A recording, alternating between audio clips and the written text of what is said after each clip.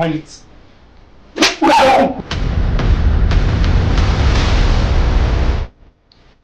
nta nubwo unyara kurusha abandi. uwo mujinga iryo bandi iyo ngegesi ubutangiye gukireya bifu hagati yawe na leta. Urandyarya nkuryarye tu. Niteguye guhangana nawe mpaka ako Sharifu sinamureka.